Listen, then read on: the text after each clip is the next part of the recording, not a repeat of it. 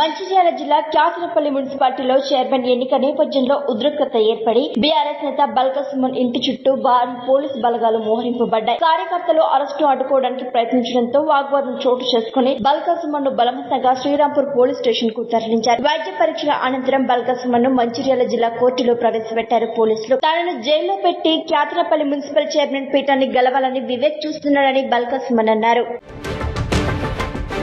హైదరాబాద్ లోని నాంపల్లి కోర్టు, రాజమండ్రి మరియు కరీంనగర్ లోని కోర్టులకు బుధవారం బాంబు బెదిరింపులు వచ్చాయి. గుర్తు తెలియని వ్యక్తులు ఈమెయిల్ ద్వారా కోర్టు ఆవరణలో బాంబులు అమర్చినట్లు మెయిల్లో పేర్కొన్నారు. పోలీసులు ఈ విషయాన్ని అత్యంత సీరియస్ గా తీసుకున్నారు. వెంటనే రంగంలోకి దిగిన బాంబు స్క్వాడ్, డాగ్ స్క్వాడ్ బృందాలు క్షుణ్ణంగా తనిఖీలు చేపట్టాయి. ముందు జాగ్రత్తగా కోర్టు నిధులను తాత్కాలికంగా నిలిపేసి సిబ్బందిని బయటకు పంపించారు. ఈ ఈమెయిల్స్ ఎక్కడి నుండి వచ్చాయనే కోణంలో సైబర్ క్రైమ్ పోలీసులు దర్యాప్తు ప్రారంభించారు.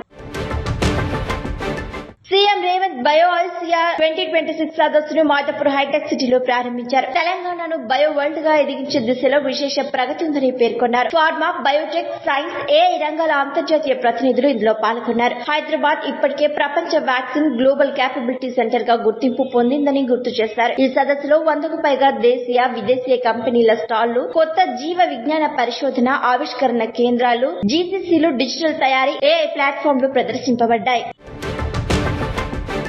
రాష్ట్రపతి Draupadi Murmu international fleet review సందర్భంగా విశాఖ ఏఎన్సీ ఆఫీసర్స్ మెస్ లో ప్రెసిడెన్షియల్ బ్యాంక్వెట్ ఇచ్చి ఉత్సవాలను లాంఛనంగా ప్రారంభించారు. కార్యక్రమానికి governor S Abdul Nazeer, deputy CM Pawan Kalyan, CM Chandrababu తదితరులు హాజరయ్యారు. ఐఎన్ఎస్ సుమేధపై ప్రయాణించి 71 యుద్ద నౌకల గౌరవ వందనాన్ని స్వీకరించారు ముర్ము. తుది విన్యాసాలను నేవీ చీఫ్ దినేష్ త్రిపాఠి సమీక్షించగా ఐఎన్ఎస్ విక్రాంత్ పై MiG-29 ల్యాండింగ్ విన్యాసాలు ఆకట్టుకున్నాయి. 19 విదేశీ, 45 భారతీయ నౌకలు ఇందులో పాల్గొన్నాయి.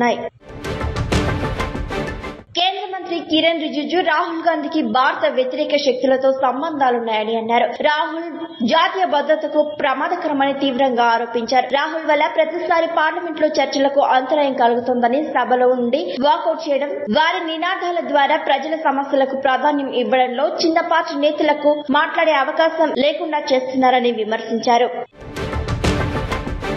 మోహన్ బాబుకు విద్యార్థి నాయకుల కిడ్నాప్ కేసులో ఏపీ హైకోర్టులో ఎదురు దెబ్బ తగిలింది. ఆయన అరెస్ట్ నుంచి రక్షణ అభ్యర్థనను తిరస్కరించి అనుబంధ పిటిషన్ ను కొట్టేసింది కోర్టు. ప్రధాన వ్యాజ్యంపై లోతైన విచారణ జరపాలని జస్టిస్ వెంకట జ్యోతిర్మయ్ ఈ కేసును మార్చి 3కు వాయిదా వేశారు.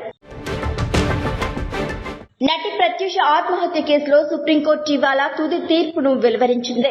ఈ కేసులో ప్రధాన నిందితుడైన సిద్ధార్థ్ రెడ్డికి గతంలో హైకోర్టు విధించిన శిక్షను సుప్రీంకోర్టు సమర్థించింది. 2002లో జరిగిన ఈ ఘటనలో ప్రత్యూష, సిద్ధార్థ్ రెడ్డి విషం సేవించగా ప్రత్యూష చికిత్స పొందుతూ మృతి చెందింది. ఇది ముమ్మాటికి హత్యేనని, తన కూతురిపై అత్యాచారం జరిగిందని ప్రత్యూష తల్లి సరోజినీ దేవి సుదీర్ఘకాలంగా పోరాడుతున్నారు. గతంలో కింది కోర్టు సిద్ధార్థ్ రెడ్డికి 5 ఏళ్లు జైలు శిక్ష విధించగా హైకోర్టు దాన్ని 2 ఏళ్లకు తగ్గించింది. ఈ శిక్షను సవాల్ చేస్తూ సిద్ధార్థ్ రెడ్డి సుప్రీంకోర్టును ఆశ్రయించగా తాజాగా న్యాయస్థానం అతడి అభ్యర్థనను తోసిపుచ్చింది. హైకోర్టు తీర్పులో జోక్యం చేసుకోవాల్సిన అవసరం లేదని స్పష్టం చేస్తూ శిక్షను ఖరారు చేసింది.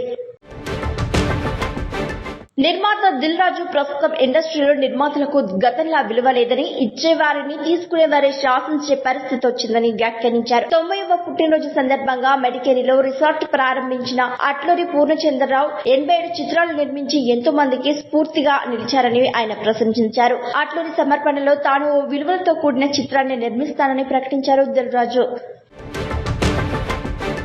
జెనీవాలో అమెరికా, ఇరాన్ మధ్య అణు చర్చలు జరుగుతున్న సమయంలో అలీ ఖమేనీ అమెరికా యుద్ధ నౌకలు ప్రమాదకరమే కావచ్చు, కానీ వాటిని సముద్ర గర్భంలోకి పంపే ఆయుధాలు తమ వద్ద ఉన్నాయని అమెరికాను హెచ్చరించారు.